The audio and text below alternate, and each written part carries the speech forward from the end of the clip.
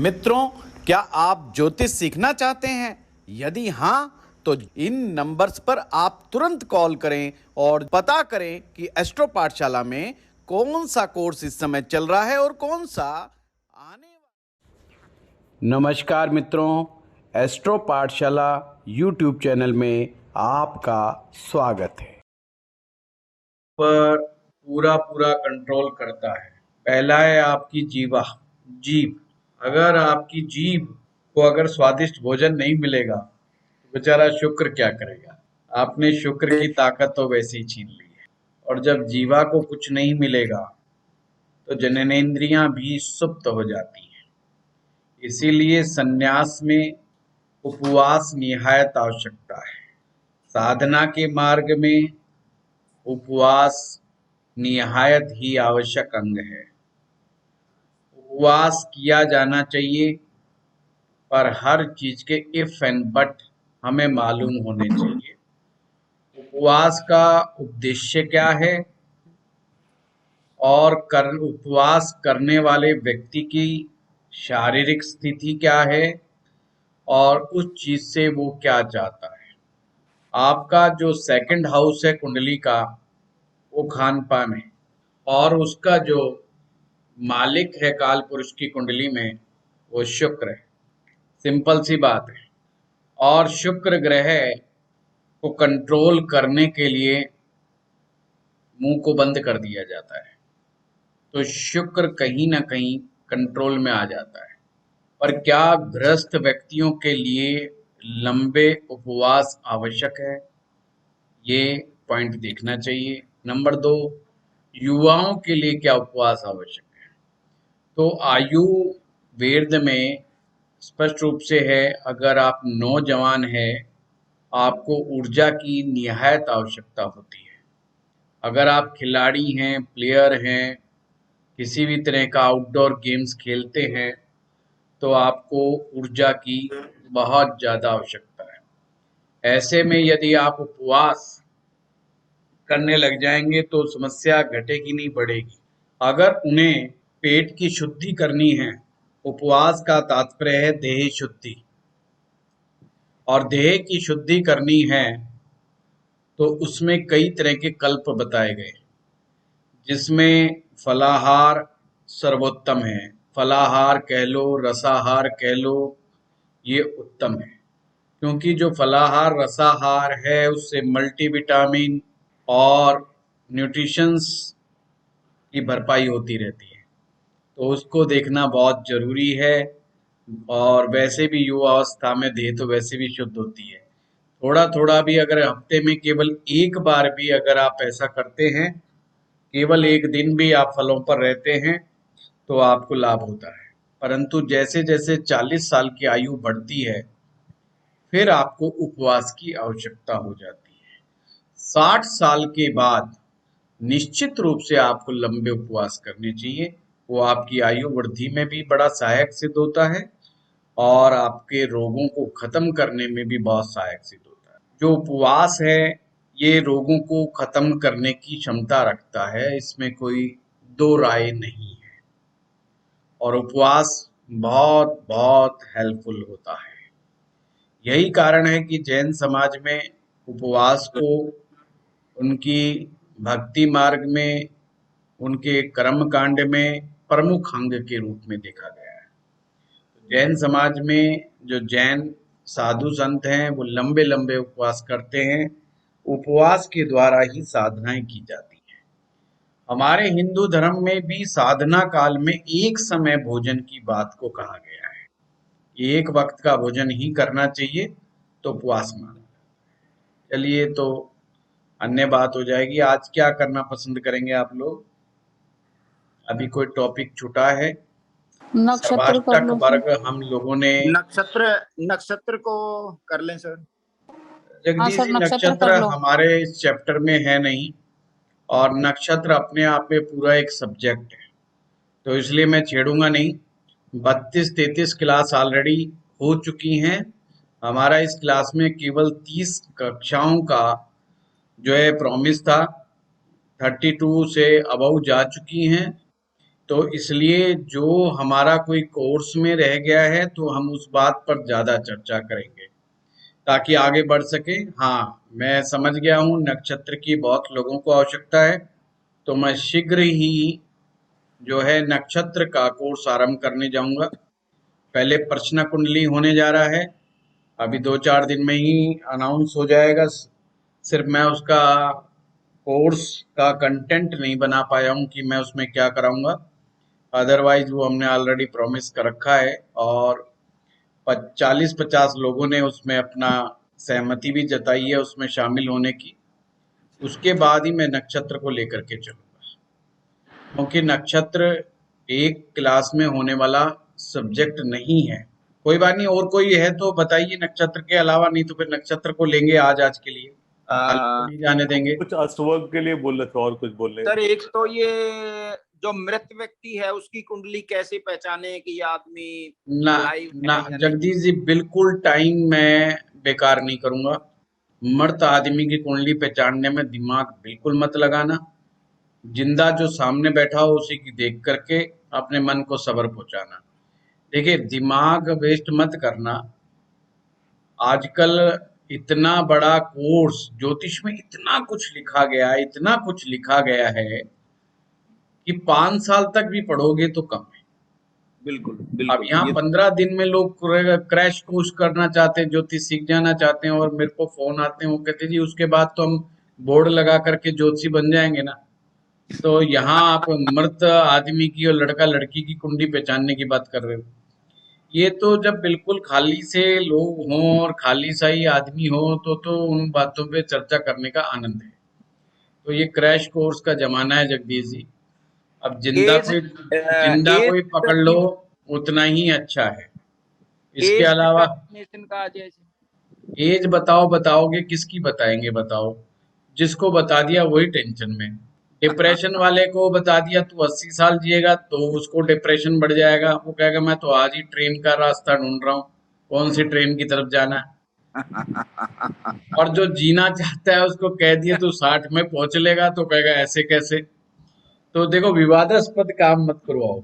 आप काम ऐसा करो जिससे आपको भी लाभ हो और कुछ ज्ञान की प्राप्ति हो। देखिए, मैं नमस्कार। फिर भी कहूंगा एज मतलब you are factor. Sir you are the best जज।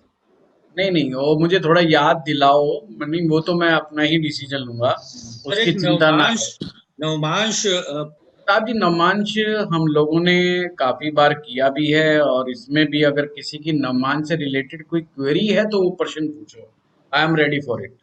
सर जी जी। सर हाँ वो मैं भुवनेश्वर ये जी। कह रहा वो जो नक्षत्र यानी कि कुंडली में जो नक्षत्र होते हैं ना सर, हम्म। थोड़ा सा उसका उपयोग कैसे, मतलब कोई ग्रह जब जाता है तो हम जब डेली यूज में उसको कैसे बताएं, इतना ही बता दें आपके, चलो वो भी बहुत ठीक है। है, ठीक है। दोनों ही चीजें ले लेते हैं, नवमांश को भी ले लेते हैं और नक्षत्र को भी ले लेते हैं। सबसे पहले हमें समझना होगा फलित को आसान से समझने के लिए हमें और कैसे उसका असर हमारे जीवन में होता है, उसके लिए हमें सबसे पहले देखना है कि लगन पर किस नक्षत्र का प्रभाव है। हम शुरू से लेकर के चलते हैं, फर्स्ट से लेकर के चलते हैं। और किसी के पास सॉफ्टवेयर है खुला है, किसी की अपनी कुंडली खुली है, तो वो पार्टिसिपेट कर सकता है। हम उसी का एग्जाम्पल, पर ये ध्यान रखना मैं किसी की कुंडली नहीं देखने वाला हूँ, ये ध्यान रखना। कहीं ये सोचें कि मैं सब बता दूंगा, कितने बीवी कितने बच्चे, बिल्कुल नहीं बताऊंगा, और ना मुझसे ऐसी आशा रखें। मैं स्क्रीन के ऊपर जा रहा हूँ। हम एक कुंडली बना रहे हैं कि किस प्रकार से हमने नक्षत्रों का प्रयोग किया जाता है फलित के अंदर। नक्षत्र में भी बहुत सारी टेक्निक्स हैं। सबसे पहले मैं बता दूं, नक्षत्र को द्वारा फलित करने की भी कई टेक्निक है, कोई एक नहीं है। फिर भी जो सबसे आसान है वो मैं आपके सामने एक्सप्लेन करूंगा।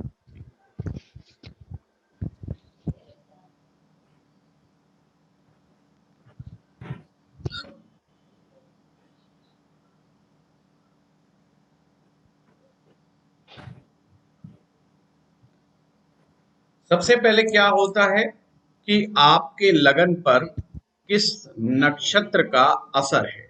सबसे पहले हमें ये पॉइंट देखना होता है। तो हम जैसे कि लेते हैं, अश्लेषा नक्षत्र ले लेते हैं। हाइपोथेटिकल एग्जाम्पल ले रहा हूं मैं, इस चीज का ध्यान रखिएगा। कोई ना डिग्री ना अंश ना मैं कोई सटीकता से मैथमेटिक्स ले रहा हूं। मेरा सिर्फ इतना मंतव्य है कि आप सभी अपने अपनी कुंडलियों में अपने नक्षत्र के द्वारा चीजों को समझ सकें। किस किस के पास अपनी कुंडली खुली हुई है जिसे अपने नक्षत्र वगैरह दिखाई दे रहे हैं? हाँ सौविक, आप बोलो। और सर लगन मेरा लगन पे का लगन कौन का सा नक्षत्र है? अनुराधा। अनुराधा। अब देखना है कि अनुराधा नक्षत्र का स्वामी कौन है। तो हमने देखा कि अनुराधा, तो हम लिखेंगे अनुराधा, और नक्षत्र स्वामी है शनि। लगन कौन सा है आपका? मुझे ये एग्जाम्पल नहीं लेना चाहिए, मैं वृश्चिक सारा काट रहा वृश्चिक हूँ, मैं दोबारा लिख रहा हूँ, एक मिनट। अनुराधा, हम सोविक का एग्जाम्पल ले लेते हैं। अनुराधा नक्षत्र है और नक्षत्र का जो स्वामी है वो शनि है। आपका लगन कौन सा है? वृश्चिक गुरुजी। वृश्चिक लगन है और वृश्चिक लगन का स्वामी मंगल है। मंगल। वृश्चिक जल तत्व है। अब समझने वाली बात यह है, शनि के पास कौन सा तत्व है? वायु तत्व। और यहाँ पर कौन सा, वृश्चिक के पास कौन सा तत्व है? जल। जल तत्व। और मंगल के पास कौन सा तत्व है? अग्नि। अग्नि तत्व। देखो, दो तीन तरीके हैं, आपको मैं तरीके को ही बता रहा हूं। एक, आपने ये समझना है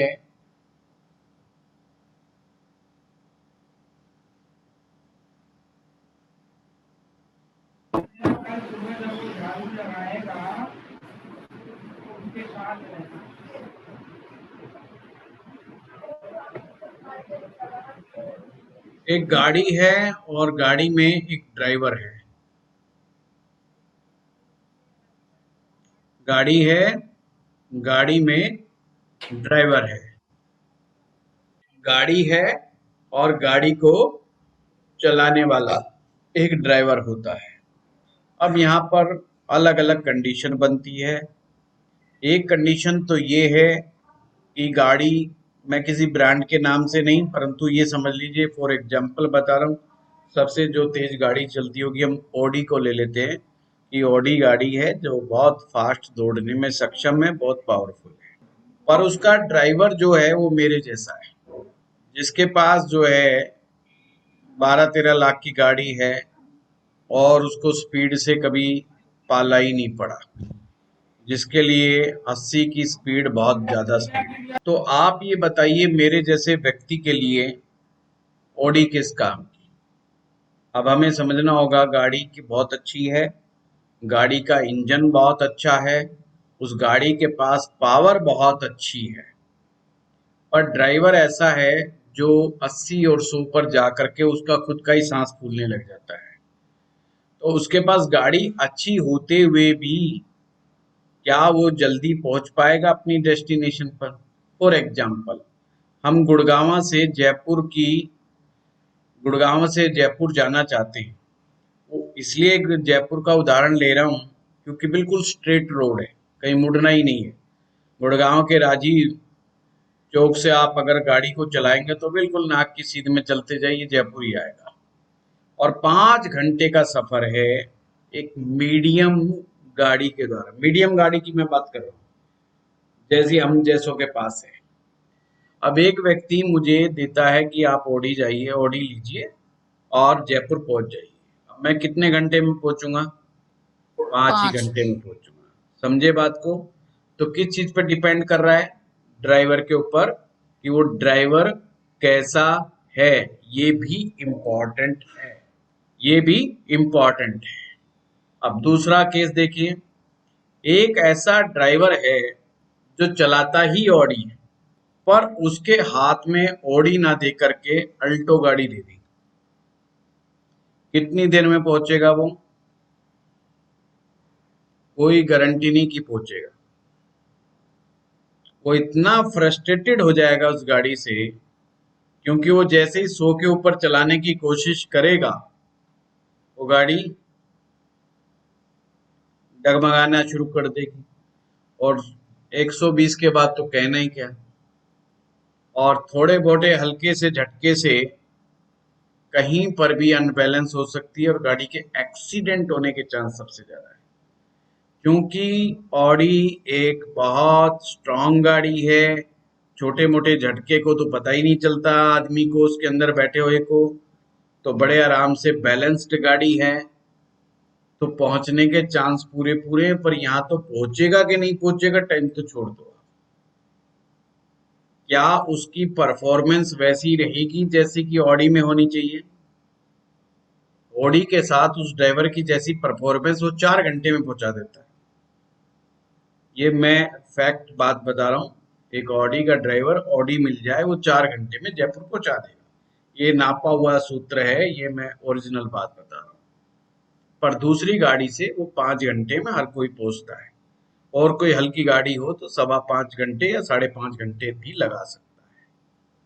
एक मीडियम रेंज की गाड़ी 5 घंटे लेती है। यही चीज आप जब ग्रह और नक्षत्र के कॉम्बिनेशंस को लेते हो तो आपको ये इमेजिन करना होगा कि क्या वो नक्षत्र और क्या वो गाड़ी यानी कि ग्रह एक दूसरे के पूरक हैं, यानी कि एक दूसरे को सपोर्ट करते हैं या नहीं करते।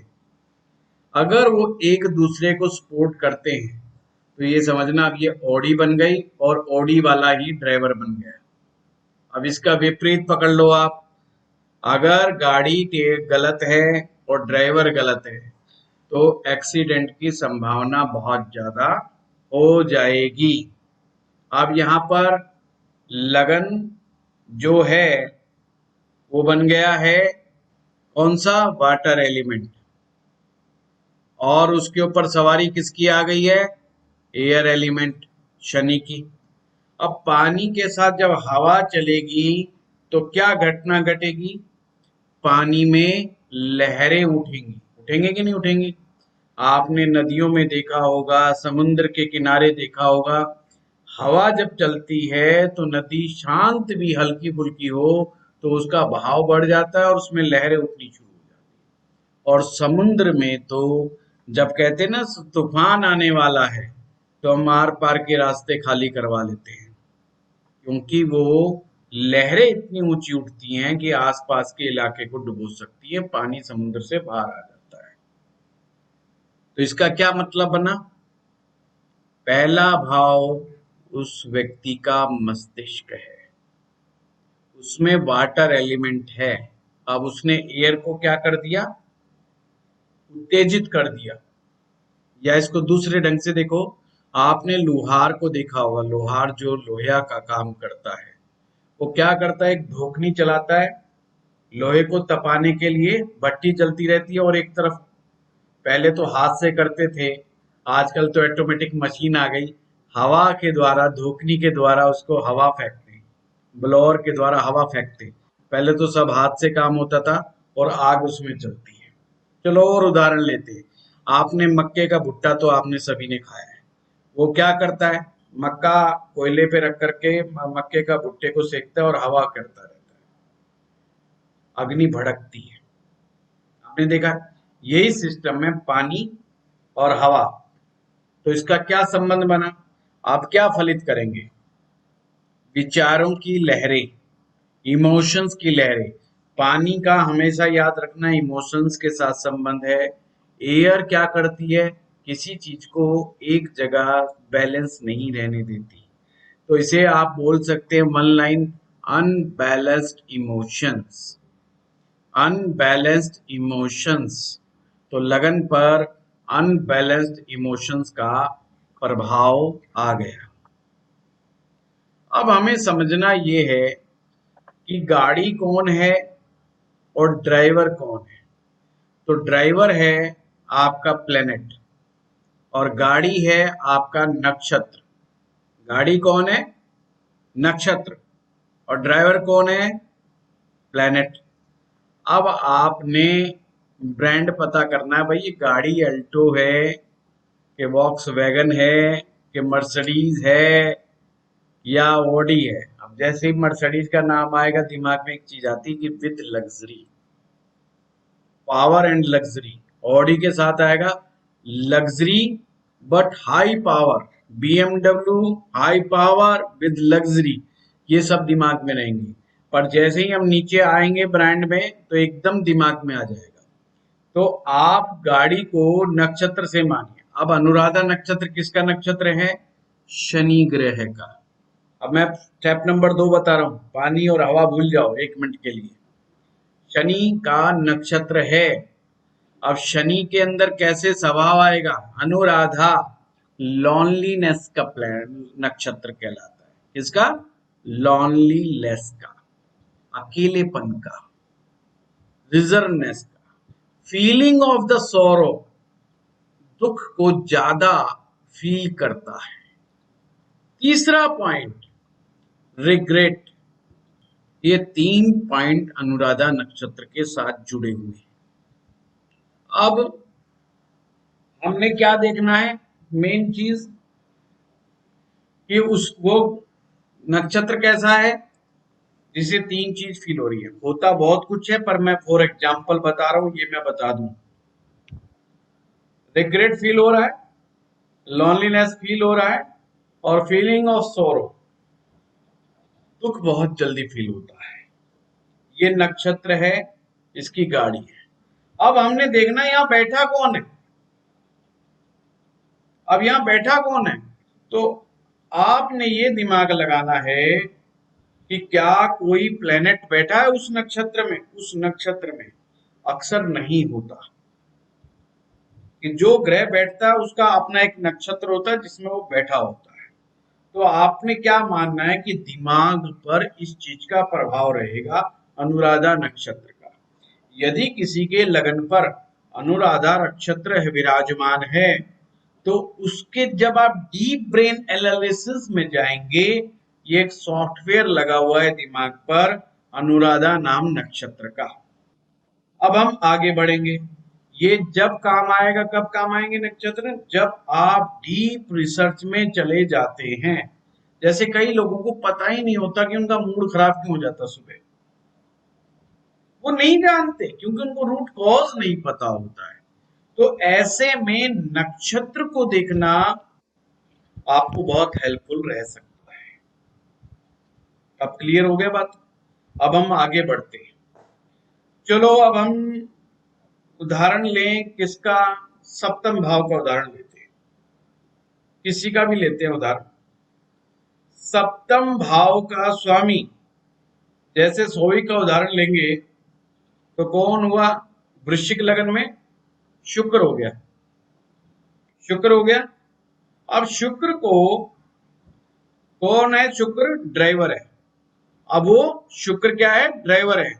अब हमने देखना उस ड्राइवर को गाड़ी कैसी मिली है, कौन सी गाड़ी मिली है। तो शुक्र कौन से नक्षत्र में बैठा है? आप सॉफ्टवेयर अगर खोल के बैठे हैं तो वहां पर देखिएगा, चित्रा। चित्रा नक्षत्र का मिला है। चित्रा का स्वामी है मंगल। चित्रा नक्षत्र का स्वामी है मंगल। आप समझिए बात, गाड़ी किसकी मिल गई? मंगल की गाड़ी मिल गई। वॉरियर है, बीएमडब्ल्यू मिल गई, स्ट्रॉन्ग मिल गई ना, स्ट्रॉन्ग मिल गई, फाइटर गाड़ी मिल गई। और भी गाड़ी लगा लो जो अच्छी तगड़ी पावरफुल गाड़ी, हैमर हुमर टाइप की कोई गाड़ी लगा लो, समझ गए। पर ड्राइवर क्या है? सोफिस्टिकेटेड, सोफिस्टिकेटेड, वेल ड्रेस, हाथों में दस्ताने, गाड़ी को कैसे चलाएगा? बड़े प्यार से, ठंडी ठंडी हवाएं लेता हुआ, आनंद लेता हुआ, साथ में म्यूजिक चला रखा है। अब ये गाड़ी कैसे चलेगी? अब ये गाड़ी कैसे चलने वाली है? गुड़गांव से जयपुर कितने घंटे में पहुंचेगी? वो 6 कोई घंटे में टाइम नहीं लगे। हैं? 7 घंटे। 6 घंटे पहुंचेंगे सर। मेरा तो साइकिल आगे निकल जाता है आनंद सर। लेके जाएगी सर। 5 की जगह भी 6 घंटे लगाएगी। हाँ 6 मूड घंटे के लगेगा। ऊपर है। तौफीक ने कह दिया उससे ऊपर है। ये एक इंडिकेशन है। इससे क्या पता चला हमें? हमें पता चला अब ये गृहस्थी रूपी गाड़ी किस प्रकार से है, पर हम आगे नहीं जाएंगे। नक्षत्र का चरण कौन सा है? Most important. फर्स्ट या सेकंड या थर्ड या फोर्थ? चार First, नक्षत्र के 4 चरण होते हैं। शुक्र मेरा चित्रा 1 में है। फर्स्ट। चित्रा 1 में। आइए मैं अब आपको स्क्रीन पे लेके चलता हूं। एक नक्षत्र में, ये सब मैं हटा रहा हूं। एक नक्षत्र में, एक नक्षत्र के 4 चरण होते हैं। एक चरण, दूसरा चरण, तीसरा चरण, चौथा चरण। 4 नक्षत्र। पहला चरण धर्म, दूसरा चरण अर्थ, तीसरा चरण काम और चौथा चरण मोक्ष। यानी नक्षत्रों के चरण। ये नोट कर लिया आपने? चलिए अब आगे बढ़ते हैं। इसको जी प्रैक्टिकली कैसे देखा जाए। अब हमने उद्देश्य जानना है कि व्यक्ति का उद्देश्य विवाह करने का क्या है और उस विवाह में वो क्या चीज ढूंढ रहा है। मैरिज तो कर ली उसने, और उस मैरिज में वो ढूंढ क्या रहा है। हर इंसान अपने अपने अनुसार मैरिज के मायने ढूंढता है। मतलब मायने का मतलब अर्थ ढूंढता है, मीनिंग ढूंढता है। कुछ लोग किस चीज को लेकर के मैरिज करते हैं। तो चरण नंबर फर्स्ट क्या आया? धर्म। ही इज फॉलोइंग धर्मा। वो अपने धर्म को फॉलो कर रहा है। गाड़ी और ड्राइवर का मेल नहीं है, समझिए बात। गाड़ी और ड्राइवर का मेल नहीं है, बट फिर भी ड्राइवर कह रहा है मैं सारी जिंदगी इस गाड़ी को चलाऊंगा। ही इज फॉलोइंग धर्मा। धर्म मीन्स ड्यूटी, धर्म मीन्स जिम्मेदारी। कि उसने मान लिया है विवाह मेरे लिए धार्मिक काम है, विवाह मेरे लिए स्पिरिचुअल काम है, ये मेरी जिम्मेवारी है और मुझे इसको पूर्णतः निभाना है। बड़ा काम का सूत्र आपके हाथ में लग गया। जो व्यक्ति विवाह को धर्म समझता हो, क्या वो विवाह से अलग हो पाएगा? नहीं होगा। सारे कैमरे ऑफ करके बैठ गए, मुझे क्या पता चलेगा हाँ या ना। वही 4 लोग दिखाई दे रहे, फिर बाद में कहेंगे समझ में नहीं आया। सामने आओ। सर क्या सबको पीछे सनातन खाना खाते रहो भाई। मैं पहले से खा के आता हूँ, ये मत सोचना नजर लगाऊंगा। बिल्कुल नजर नहीं लगी। सबको ना डांटे ना, सभी कुछ तो बैठे भी हैं। हाँ खाते रहो, मुझे परवाह नहीं है इस बात की। मैं दब के खा के आता हूँ, हरियाणा का आदमी हूँ, मैं कल तक का इंतजाम करके आया हूँ। तो कहने का मतलब ये है, ये प्रश्न बार बार उठता है कि पति या पत्नी कभी कभी दोनों की नहीं बनती पर मैरिज चलती है। पति पत्नी दोनों की नहीं बनती फिर भी मैरिज चलती है। आपको देखने का कितना आसान सूत्र बता दिया। बताओ इसमें क्या क्या दिमाग लग रहा है? लग रहा है दिमाग? कुछ भी नहीं लग रहा। आपने देखना है सप्तमेश जिस नक्षत्र में बैठा है वो गाड़ी कौन से ब्रांड की है। मतलब वो ड्राइवर के साथ मैच करती है कि नहीं करती है। अब मंगल है तो स्पीड खींच जाएगा, तो बाहुबली है, वो तो ताकतवर है, उसके पास तो एकदम हॉर्स पावर वाली गाड़ी आ गई एकदम है। और ड्राइवर बेचारा धीरे धीरे मेरी तरह चलने वाला सा आदमी है। हाँ हाँ, खेत है, हरियाली है, सरसों लगा रखी है, अच्छा अच्छा, तो फिर वो बेचारा क्या, पर उसका उद्देश्य क्या है, ऑब्जेक्टिव ऑब्जेक्टिव क्या है उसका मैरिज का, धर्मा, he will follow the dharma। अब वो शादी को मन ही मन तोड़ता है रोज, मन ही मन तोड़ता है डेली, पर अलग नहीं होगा, क्योंकि ही इज फॉलोइंग धर्म। कितना भी दुखी क्यों ना हो जाए, पर वो नहीं तोड़ेगा। हो गया भाई। अब इतना इससे आसान सूत्र क्या होगा, क्या नक्षत्र में समझोगे। यानी चलो कि कोई दूसरा सबसे एग्जाम्पल लेते हैं। एग्जाम्पल हम लेते हैं भाग्य का। ये सबका प्रश्न होता है कि साहब भाग्य काम नहीं कर रहा है हमारा, भाग्य में बड़ी रुकावटें हैं, जो हम करना चाहते हैं हो नहीं पा रहा है।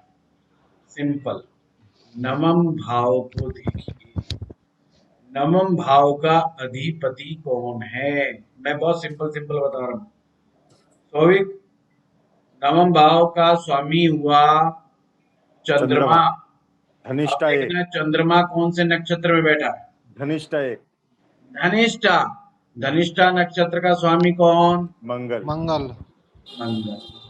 अब आपने देखना है ड्राइवर कैसा है और गाड़ी कैसी है। ड्राइवर सॉफ्ट, गाड़ी फिर हमर। गाड़ी कौन है और ड्राइवर कौन, ये मत भूलना। ड्राइवर प्लेनेट है, हाँ प्लेनेट है चंद्रमा, हाँ। और गाड़ी किसकी आई है, मंगल मंगल की। की। अब बताओ मित्रता है कि नहीं है, हाँ, मित्रता है सर, कितनी गहरी मित्रता है। बहुत गहरी है सर। गहरी है, काफी है।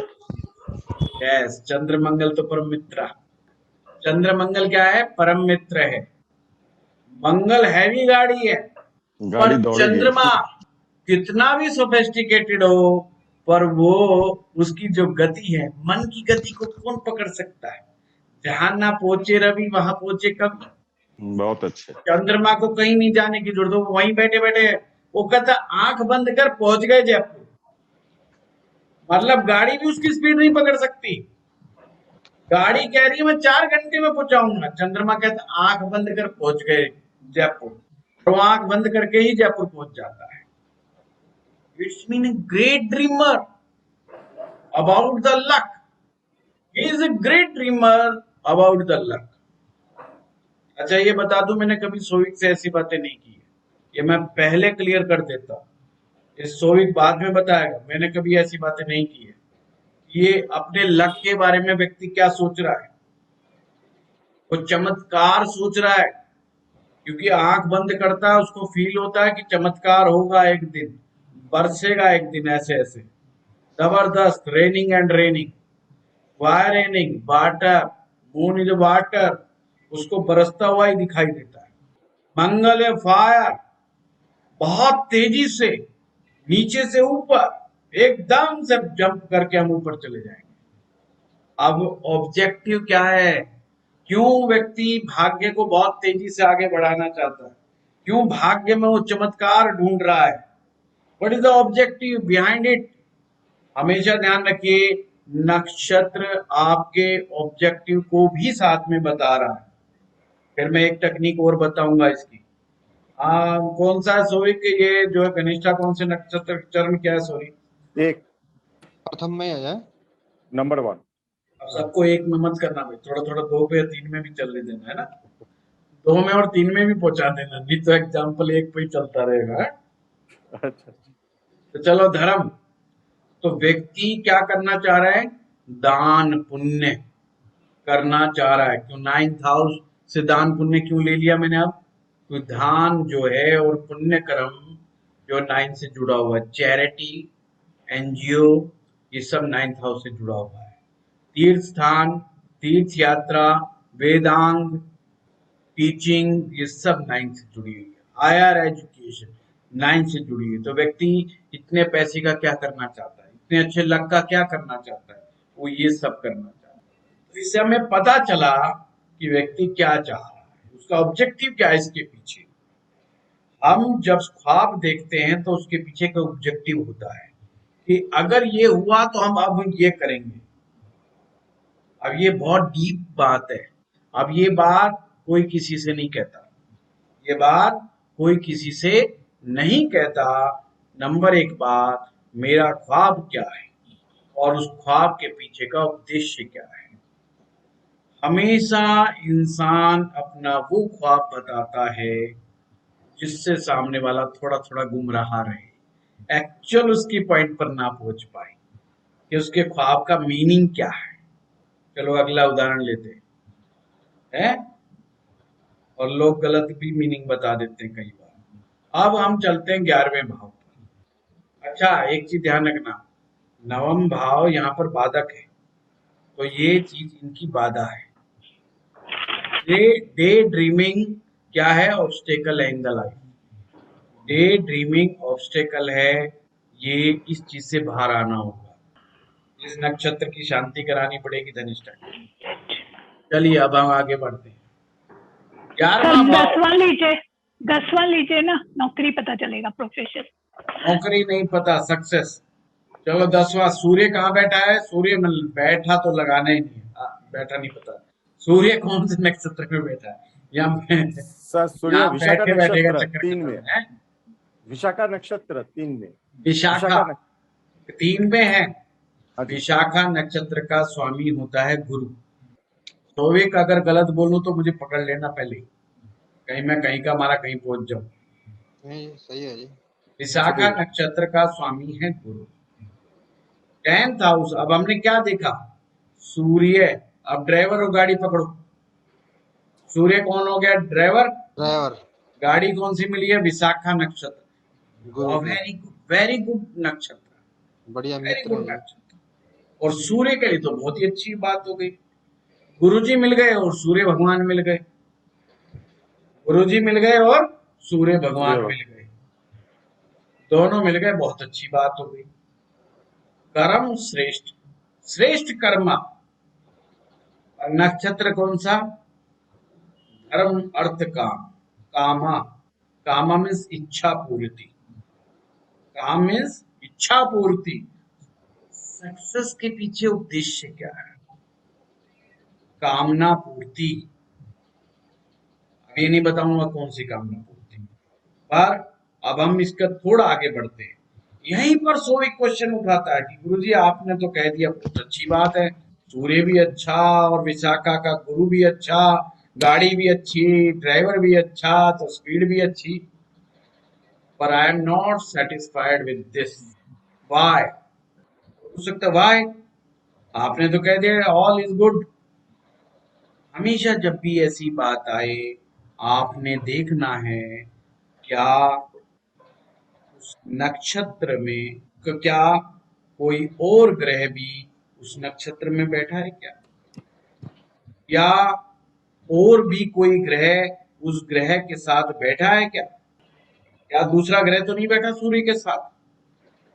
तो हमें वो पॉइंट को पकड़ना होगा क्या, क्योंकि जो भी दूसरा ग्रह बैठेगा उसका नक्षत्र वही हो जाएगा, लगभग लगभग चांस ज्यादा यही है। तो कोई ग्रह बैठा है सोविक? नहीं नहीं सर। ये अकेला ग्रह बैठा है, यही बात है। अब हाँ जी। अकेला ग्रह बैठा है तो इसका मतलब सक्सेस है, और सक्सेस के पीछे कामना पूर्ति है। क्लियर बात? क्योंकि तीसरा चरण पर प्रश्न तो वही की वही रहा, उत्तर तो उसका मिला ही नहीं कि हम सक्सेसफुल जैसा हम चाह रहे हैं वैसे हुए कि नहीं हुए, हुए कि नहीं हुए। तो बताओ कौन आंसर देगा, कहां कहां कमजोरी है, कहां फंसा मामला। देखो अकेला बैठा है,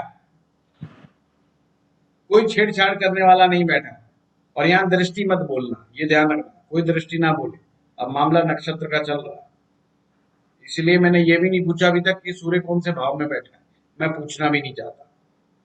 मैंने ये भी नहीं पूछा कि चंद्रमा कौन से भाव में बैठा है, और मैं पूछना भी नहीं चाहता। मैंने ये भी नहीं पूछा कि शुक्र कौन से भाव में बैठा है, क्यों मैं पूछना भी नहीं चाहता।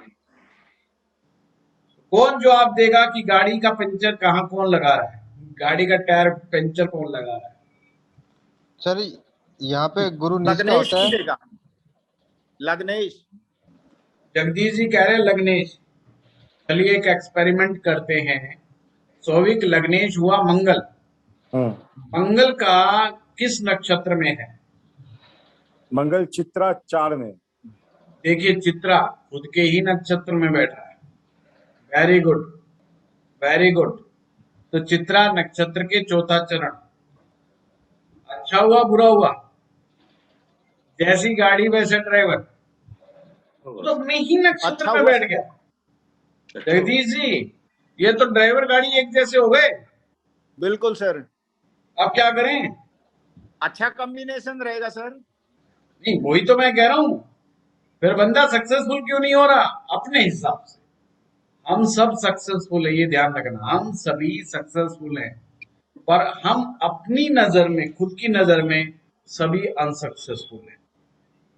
सर गुरु ये का हमेशा नक्षत्र रहता देखेंगे। है कि शायद हम वो हो जाते तो क्या होता, अगर हम वो होते तो क्या होता। तो ये मैं उसी का जवाब ढूंढ रहा हूं। मैं ये नहीं कह रहा हूं कि आप अनसक्सेसफुल है कि सक्सेसफुल है, हम सभी सक्सेसफुल हैं। अपनी नजर में मतलब आदमी कुछ कुछ सोचता है ना, वो कहां पर क्या पॉइंट है। जगदीश जी, तो मामला गड़बड़ हो गया, अब कहां पे आए? अब लगन को देखो। लगन और लगनेश का अलग अलग होता है ना सर, लगन भी तो देखो। नहीं, लगन का तो बता दिया, अनुराधा नक्षत्र बैठा है, वो तो दिमाग पे असर करेगा, उसको भूल जाओ। उसका सक्सेस से कोई लेना देना नहीं। वो तो ठीक है, अपने 2 घड़ी सारे साइड में जाकर के चुपचाप पड़ा रहेगा, वो कोई फर्क नहीं पड़ता। सर इसमें सचिन बोल रहा हूँ। हाँ सचिन बोलो। 10th भाव में मतलब जैसे गाड़ी तो गुरु की है और ड्राइवर उस पे सूर्य है, ठीक यानी है, गुरु पे ऑटोक्रेटिक राजा का निर्देशन चल रहा नहीं है। पर मित्र है सचिन, यहाँ पे मित्रता चलेगी। हम्म यहाँ पे वो नहीं, छोटा बड़ा नहीं चलता, मित्र भाव है ये। हम्म कि सूर्य गुरु की गाड़ी को बहुत अच्छे से रन कर सकता है, या गुरु सूर्य की गाड़ी को बहुत अच्छा से रन कर सकता है। मंगल चंद्रमा की गाड़ी को, चंद्रमा मंगल की गाड़ी को बहुत अच्छे से रन कर लेगा। हम्म तो गुरु गुरु सर 6, 8, 12 दिक्कत में हो कहाँ सकता है। आती है? अगर राहु की गाड़ी आ जाए तो। हम्म सूर्य को राहु की गाड़ी दे दो, एकदम एक्सीडेंट पक्का। चंद्रमा को राहु की गाड़ी दे दो, एक्सीडेंट पक्का। तो एक्सीडेंट का क्या मतलब होगा गुरुजी इसमें? ऐसे ऐसे चलेगी। अब सूर्य तो बेचारा हर रोज 1 डिग्री चलता है, वो तो वेरी डिसिप्लिन। हम्म अब गाड़ी दिखा रही है कोई रास्ता, ये ऐसे चलेगी और ऐसे घूम जाएगी। अब हम्म इधर जाते तो ऐसा दिखता है कि हम यहाँ जाएंगे, पर चली जाती है यहाँ पर। अब सूर्य के लिए तो बहुत बड़ी टेंशन हो गई। वो तो जबान का पक्का है, वो तो राजा है। वो कहता है इतने मिनट में तो मैं वहां मिलूंगा, वो तो वहीं मिलता है। ड्राइवर गड़बड़ है। उसकी जान को तो आफत आ गई, वो गाड़ी ऐसे ऐसे चल रही है हम्म और उसकी जान को तो आफत आ गई भाई। तो जगदीश जी कोई निकालो उपाय भाई, एनीबॉडी है। 5th house sir. इनका ऑब्जेक्टिव सर, ऑब्जेक्टिव इच्छा पूर्ति है, मतलब नहीं, ऑब्जेक्टिव से। चौथा चरण है, हाँ चौथा चरण, फोर्थ। अच्छा, मोक्ष है। विशाखा का कौन सा चरण है सोविक? विशाखा का 3रा चरण है। किसी ने दिमाग कोई लगाओ तो सही, बड़ा आसान है। मंगल की का ऑब्जेक्टिव, लगन का ऑब्जेक्टिव मोक्ष है, सक्सेस का ऑब्जेक्टिव कामना पूर्ति है। Total contradictory. खोपड़ी जो है वो कह रही है मुझे मोक्ष चाहिए, मुझे कुछ नहीं चाहिए, मैं कुछ ऐसा कर जाऊं जिससे मोक्ष प्राप्त करे। धर्म का क्या था? दान पुण्य चैरिटी। तो खोपड़ी किधर जा रही है? धर्म और खोपड़ी मैच कर रही है, वो मोक्ष की तरफ जा रहा है, वो दान पुण्य की तरफ जा रहा है। 10th भाव सेट नहीं है, वो कामना पूर्ति की तरफ जाना चाहता है। यानी कि वो कह रहा है मैं सक्सेसफुल हो जाऊंगा तो अपनी जो इच्छाएं मेरी अधूरी रही हैं वो सारी इच्छाएं पूरी करूंगा। तो इट्स शोज द कंट्राडिक्शन। और ध्यान रखना, एक इंसान में कई प्रकार के कंट्राडिक्शंस होते हैं, केवल एक नहीं है, कई कई प्रकार के कंट्राडिक्शन एक इंसान में पॉसिबल है। आदमी को मानसिक रोग कब होता है? ये जब ही होता है जब बहुत सारे कंट्राडिक्शन एक साथ आ जाए तो मानसिक रोग हो जाता है। स्ट्रेस कह लो आप, डिप्रेशन, कुछ भी नाम दे दो उसको। इसका मतलब सिंपल है, कंट्राडिक्शंस कई प्रकार के एक साथ आ गए, बहुत सारी अलग अलग चीजें एक साथ करना चाह रहा है दिमाग।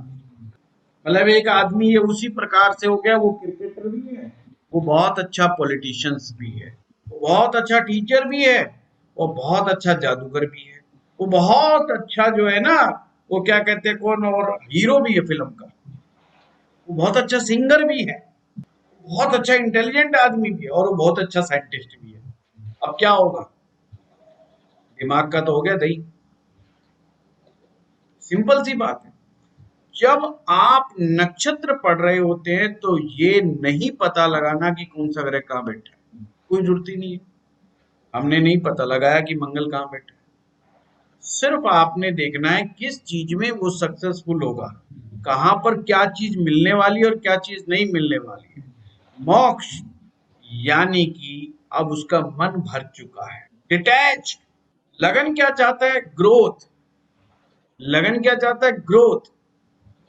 और उसको गाड़ी मिली है मोक्ष। मोक्ष कह रहा है डिटैच, ना इससे ना उससे, ना कहीं अटैचमेंट ही नहीं रखना चाहता। जब लगन अटैचमेंट ही नहीं रखना चाहता तो ग्रोथ कैसी होगी?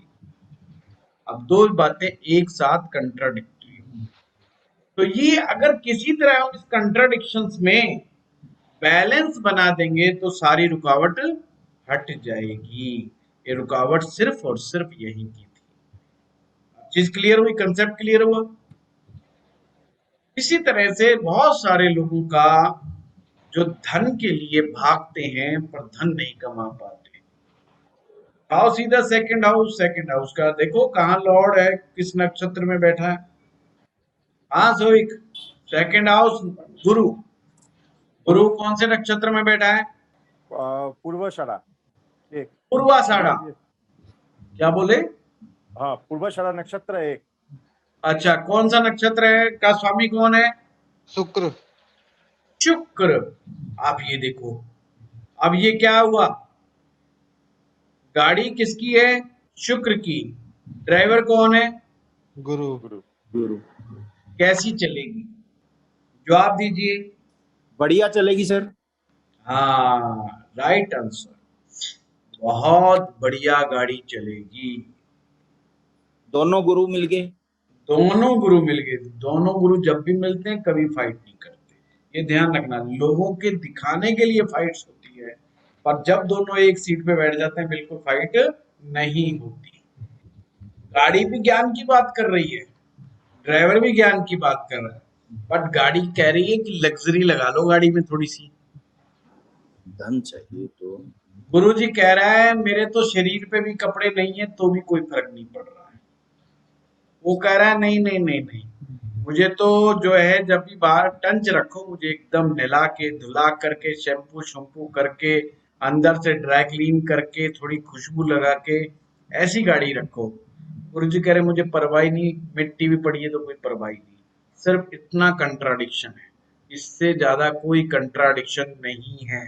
अब ये क्या कंट्राडिक्शन है? अब हमने बहुत गहराई में जाना है। तो कंट्राडिक्शन पता चल गया गाड़ी का और ड्राइवर का, पर गाड़ी और ड्राइवर एक दूसरे के खिलाफ काम नहीं करेंगे। क्या होगा? एक दूसरे के खिलाफ काम नहीं करेंगे, धन कमाने के लिए दोनों आपस में एक हो जाएंगे।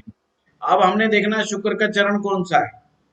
शुक्र का चरण भी एक है और गुरु का चरण भी एक ही है। नहीं नहीं नहीं नहीं नहीं नहीं, ये देखना है गुरु जो जिस नक्षत्र में बैठा है, शुक्र के नक्षत्र में बैठा है, हाँ जी, हाँ, उसका चरण क्या है? एक ही है। हाँ, तो पहला धर्म। धर्मा। तो धन कमाने के पीछे क्या हो गया? धर्म शामिल है। नहीं सॉरी, धर्मा उसका ऑब्जेक्टिव हो गया, और वही ऑब्जेक्टिव 9th हाउस का था, वही ऑब्जेक्टिव सेकंड हाउस का हो गया। तो इट्स ए गुड। बट ऐसा व्यक्ति ऐसा व्यक्ति धन कमाने के लिए नैतिक और अनैतिकता में बहुत ज्यादा गहराई में नहीं जाता। तो कितनी गहराई? नीर क्षीर विवेक है। नीर क्षीर विवेका का मतलब, नीर मैंने पानी, क्षीर दूध। दूध और पानी के विवेक नहीं करता, यानी दूध में पानी भी मिल जाएगा तो वो कहेगा ठीक है, इट्स ओके, काम चल रहा है ना, हो जाएगा, ठीक है। बट बड़ा झंझट खड़ा नहीं करेगा क्योंकि दोनों गुरु हैं। छोटी मोटी चलती रहेगी, कोई फर्क नहीं पड़ेगा, वो चीजें चलती रहेगी। नंबर 1 पॉइंट ये हुआ, ये नक्षत्र का एक प्रयोग था। अब दूसरा प्रयोग नक्षत्र को कैसे करते हैं, आपने देखना है नक्षत्र परिवर्तन तो नहीं हो रहे, कहीं गुरु शुक्र के नक्षत्र में बैठा है और शुक्र के गुरु के नक्षत्र में बैठा है, कोई ऐसी स्थिति तो नहीं बैठ रही कि एक दूसरे के ग्रह एक दूसरे के नक्षत्र को परिवर्तन कर रहे हैं, कि मंगल चंद्रमा के नक्षत्र में बैठा है और चंद्रमा मंगल के नक्षत्र में बैठा है। ये एक प्रकार का एक्सचेंज है, जैसे आपके ग्रहों का एक्सचेंज होता है ना, वहां तो हम भावों से देखते हैं, तू मेरे भाव में बैठ गया, मैं तेरे भाव में बैठ गया, एक्सचेंज ऑफ हाउस कह देते हैं, ग्रह परिवर्तन कर गए। अब यहाँ पर नक्षत्र परिवर्तन देखना है, ये जरूरी नहीं कि सोवी की कुंडली में मिले, किसी अन्य की कुंडली में भी, मैं ये सिंपल आपको बता रहा हूं कि और क्या क्या प्रयोग होते हैं नक्षत्र के। एक तो नक्षत्र से ड्राइवर और गाड़ी को याद रखना, नक्षत्र के चरण से ऑब्जेक्टिव याद रखना, धर्म अर्थ काम मोक्ष इसको याद रखना। फिर आपने याद क्या करना है, याद नहीं सिर्फ देखना है यार, याद तो कुछ नहीं करना, सबसे अच्छी बात है कुछ नहीं करना, आपने सिर्फ देखना है कि क्या ग्रहों के बीच में नक्षत्रों का आपस में कोई परिवर्तन तो नहीं हो रहा, अगर हो रहा है तो उसे पॉइंट आउट करो। अगर मान लो जैसे जैसे नवम भाव का अधिपति, नवम नहीं लेते कुछ और लेते, दसम सर ले मेरा लेते, चार्ट में है दसम ले लेते नक्षत्र परिवर्तन, हैं। मेरा चार्ट में है नक्षत्र परिवर्तन। हाँ बताओ बताओ, चलो ये एक अच्छा एग्जाम्पल मिल गया। हाँ, वो लग्न है अनुराधा नक्षत्र में, और वो सैटर्न का नक्षत्र है, और सैटर्न है मृगशिरा नक्षत्र में। कौन सा, मृगशिरा? हाँ जी, हाँ, मृगशिरा का स्वामी कौन? मंगल। मृगशिरा का स्वामी मंगल है। मंगल है। मंगल है। तो ये लगन का और लगन और सप्तम का, मतलब सप्तम भाव का अधिपति तो वो है तुम्हारा वेनस शुक्र। है। नहीं, शुक्र है। मैं बोल रहा हूँ सैटर्न का, मतलब अब मेरा 3rd and 4th हाउस का जो है। हाँ, 3rd and 4th हाउस। अब यहाँ पर देखें अनुराधा नक्षत्र शनि का नक्षत्र है यार, का कैसे बात बनी फिर? सर अनुराधा नक्षत्र में मेरा लग्न है, और नहीं, लगन लगन जो है वो अनुराधा नक्षत्र का है। हाँ जी, ठीक है, और शनि जो है मृगशिरा नक्षत्र में है, मृगशिरा नक्षत्र में है, मतलब मंगल का नक्षत्र में है। मंगल का लग्न है सैटर्न का नक्षत्र में। नहीं ये बना नहीं, ये परिवर्तन नहीं हुआ। गुरुजी मैं एग्जांपल दूं? हाँ बताओ। गुरुजी चंद्रमा और शुक्र का नक्षत्र एक्सचेंज है, चंद्रमा है पूर्वाषाढ़ नक्षत्र में, हाँ ठीक है, और शुक्र है रोहिणी नक्षत्र में। हाँ, इट्स ए ये गुड परिवर्तन हो गया। It's a good example. अगर ये ऐसे नक्षत्र परिवर्तन होता है तो अब यहाँ ग्रह आपस में मित्र हो जाएंगे, बेशक ये एक दूसरे के शत्रु ही क्यों ना हो, फंक्शनल मैलेफिक होते हुए भी ये एक दूसरे की मदद करेंगे। अब एक और तरीका वो है 27 नक्षत्रों को याद करने का तरीका, कि उनके गुणों को देखा जाए, नक्षत्र की तत्व को देखा जाए, नक्षत्र के देवता को देखा जाए, नक्षत्र की दिशाओं को देखा जाए, और फिर गणित लगाया जाए। क्या समझे? गाड़ी आपने ले ली, पर अभी तक हमने गाड़ी की स्पेसिफिकेशन की बात नहीं करी, हमने सिर्फ अंदाजा लगा लिया तेज दौड़ती है ये पावरफुल है बस, पर हर गाड़ी की स्पेसिफिकेशन अलग अलग है। इसमें लिखा होता है ना 1.6, इसमें लिखा होता है 3.0, लिखा होता है ना पीछे, हर गाड़ी के पीछे 2.1, लिखा होता है। ये उसकी पावर बताती है। ऐसे ही हर नक्षत्र के तत्व, उस नक्षत्र की दिशा, उस नक्षत्र के गुण। गुण का मतलब ऑटोमेटिक है, ये मैनुअल है, बहुत सारी चीजें, इसका जो डैशबोर्ड कैसा बना हुआ है, इसका सीट का कवर कैसा है, लेदर का है कि बिना लेदर का है, काला नीला पीला कैसा है, कैसा नहीं है, और कितनी चाबी घुमा करके स्टार्ट होता है, डीजल की है तो गर गर गर गर गर करके होगी, पेट्रोल की है तो एकदम से स्टार्ट हो जाएगी। तो ऐसे ही आपके नक्षत्र के गुण होंगे। अब आपने करना क्या है, आपने देखना है कि उसके गुण क्या है। जैसे सप्तमेश, किसी हर अपनी आदमी बंदा लगा ले, सप्तमेश इस नक्षत्र में बैठा है, उस नक्षत्र के गुण को पढ़ लो, ये आपके जीवन साथी के गुण मिलेंगे। मान लीजिए चित्रा नक्षत्र हो गया, चित्रा मैंने मंगल, अब यह मंगल को भूल जाकर चित्रा नक्षत्र के गुणों को देखना। आपकी धर्म पत्नी उन्हीं गुणों के समान मिलेगी, उसके गुण जो है बिल्कुल वैसे ही मिलेंगे। सिंपल, रंग रूप वर्ण तत्व सारे वैसे के वैसे ही मिलेंगे।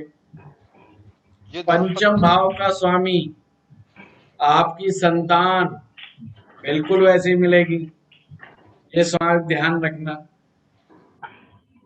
मान लीजिए कृतिका नक्षत्र है, कृतिका नक्षत्र के हिसाब से, अब जैसे इन्होंने कहा अभिनय जी ने रोहिणी नक्षत्र, अब रोहिणी नक्षत्र, वाह वाह वाह गजब, चंद्रमा का प्रिय जो है नक्षत्र है।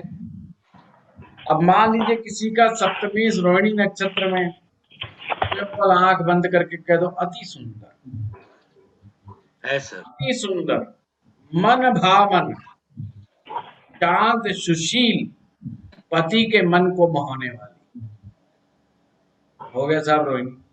रोहण करने वाली, यानी कि कंट्रोल में रखने वाली, पति को भी कंट्रोल में रखेगी।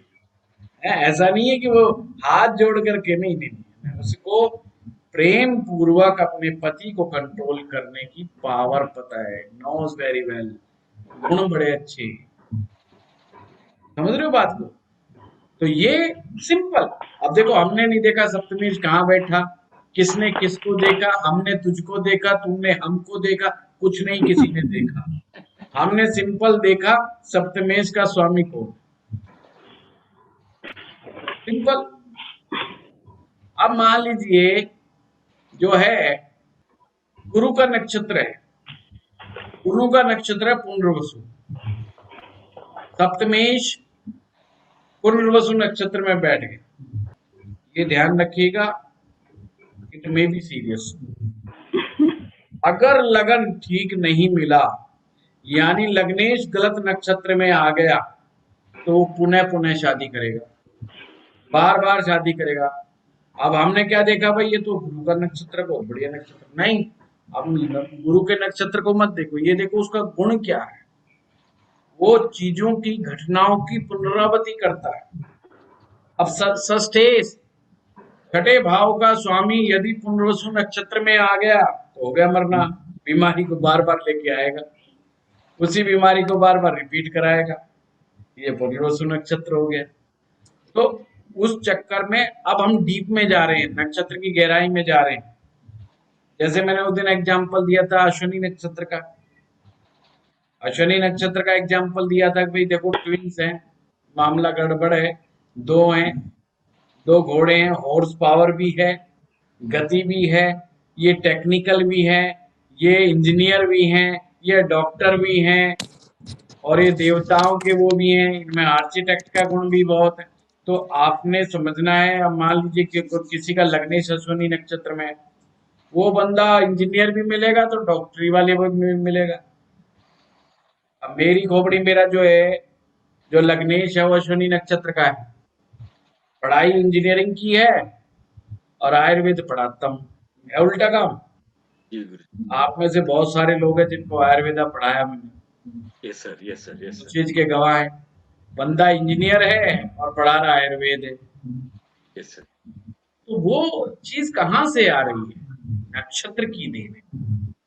यस तो नक्षत्र रिसर्च के लिए है, आपके डीप एनालिसिस के लिए है, पर इतना डीप भी किसी को मत बताना कि वो सोच में पड़ जाए कि अच्छा मैं ऐसा हूं।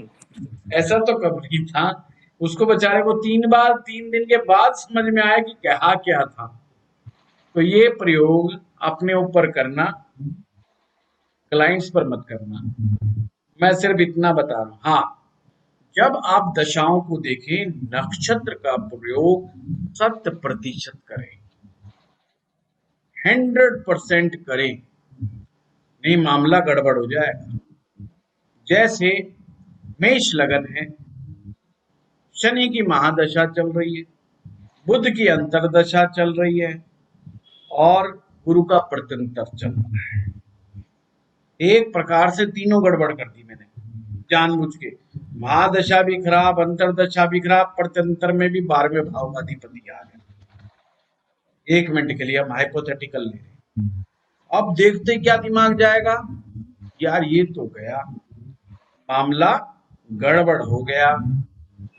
पर हमने यहाँ पर देखना है, अब उसी समय उसके नीचे लिखो शनि का नक्षत्र कौन सा है, शनि को गाड़ी कौन सी मिली है, कहीं गुरु की गाड़ी तो नहीं मिल गई। अगर शनि को गुरु की गाड़ी मिल गई, शनि स्नेह स्नेह चलने वाला है, पर गुरु शनि के साथ बहुत अच्छा सामंजस्य बिठा लेता है और उसकी अशुभता को शुभता में कन्वर्ट कर देता है। तो रिजल्ट कौन से मिलेंगे? दशम और एकादश के। महादशा में रिजल्ट मिल रहे हैं दशम के, एकादश के, और हम समझ क्या रहे थे?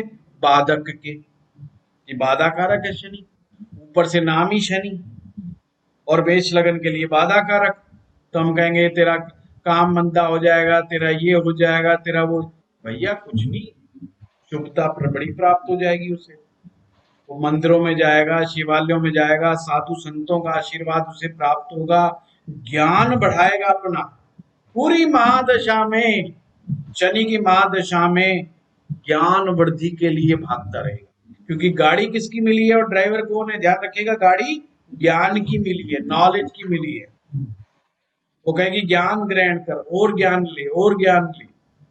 तो वो कहेगा यार ये एजुकेशन भी मैंने तो शनि की दशा में पूरी की, फलाना कोर्स भी मैंने तो इस शनि की महादशा में पूरा किया। बुध की अंतरदशा अगर सूर्य के नक्षत्र में हो गई, कृतिका नक्षत्र जो कि पंचम भाव का अधिपति है, तो पंचम भाव कैसा होता है हर कुंडली में? लक्ष्मी, लक्ष्मी भाव है ना पंचम। अब बुध क्या दे रहा है उसको? तीसरे छठे का रिजल्ट नहीं देगा, धन का भी उसका लक्ष्मी का रिजल्ट देगा। समझ रहे हो बात को? मैंने क्या कहा? जब अच्छा क्लाइंट के साथ दशाओं का प्रयोग करें, नक्षत्र का प्रयोग 100% करें। बेशक कुंडली में आप नक्षत्र का प्रयोग करें या ना करें देखते समय, पर आप कुंडली में जब दशाएं को देखें तो नक्षत्र 100% लगा, नहीं तो बात नहीं बनेगी। अब अगर आपको ये ना समझ में आए यार इस बंदे की 2 शादी कैसे हो गई, तो फिर नक्षत्र में जाइए। यार इस बंदे का ये काम क्यों गया, तो फिर एक नजर नक्षत्र पर जरूर मारिए, फिर आपको काफी चीज। ठीक है, 10:30 बज गए, जल्दी से भाग लो। अच्छा भाई, इससे भाई दिल और ईमानदारी से बताना आप लोग, इससे ज्यादा आसान कोई नक्षत्र होगा? नहीं सर, नहीं सर, नहीं सर, बहुत बहुत आनंद बढ़िया रहा, ठीक बहुत रहा बढ़िया ना? रहा, बहुत बढ़िया रहा। बहुत इससे ज्यादा आसान मैं नहीं बता सकता। और जो मैं नहीं जानना गुरुजी, चाह रहा था इससे सर वो इतना आपने आसान हो सबसे भी नहीं लास्ट सकता। में इससे ज्यादा, बताया। इससे आसान हो भी नहीं सकता सर। मैं जो जानना चाह रहा था वो सबसे लास्ट में बताया आपने सर, उसी का अच्छा, इंतजार कर रहा था। हाँ जी, हाँ जी। चलो पता लग गया घूम फिर करके कैसे भी। हाँ, सबसे लास्ट उसी बिंदु पे आया आप आप। सोविक से पूछते हैं। सोविक, कई बातें जी। ऐसी बोली जो 3 दिन बाद समझ में आएंगी, ये मैंने पहले ही कह दिया। फिर भी हाँ ना में जवाब देना। Are you satisfied? No Guruji, है? मेरे को लगता है मैं सेटिस्फाइड, मतलब क्या मेरे अपने काम से तो पर हमको लगता है कि और भी करना चाहिए। और भी करना चाहिए। बहुत बढ़िया। चलिए, तो ये सबसे आसान नक्षत्रों की टेक्निक थी। एक टेक्निक और होती है, सिंपल बता देता हूँ हल्का सा। 1 से लेकर के 27 नक्षत्र देख लो, उनको नंबरिंग बिल्कुल परफेक्ट होनी चाहिए कि पहले पे उनकी सीरीज आपकी 27 की करेक्ट होनी चाहिए, ये ध्यान रखना। जी। और आपने पांचवा नक्षत्र देखा कि कौन सा है। महाराज जी लिख रहे हैं सप्तमे सप्तम में हो तो। महाराज जी, देखा जाता है कि सप्तमेश कौन है, फिर भी सप्तमेश का सप्तम में होना अच्छा माना जाता है।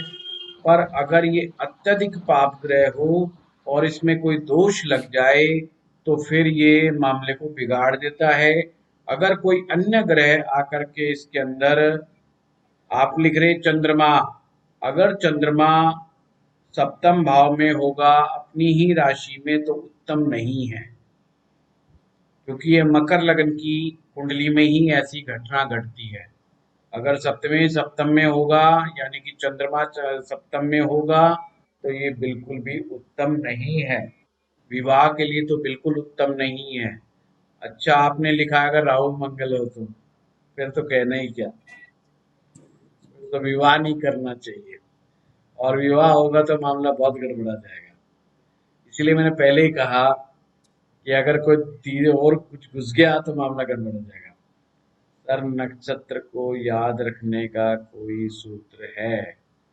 सुरेन, मैं भी इसकी खोज कर रहा हूँ कि नक्षत्र को याद रखने का कोई नहीं। सुरेन पूछ रहे हैं क्या नक्षत्र को याद रखने का कोई सूत्र है? तो ये सूत्र तो मुझे भी नहीं पता। सर, इसके ऊपर मैं एक वीडियो बना के आपको भेज रहा हूँ।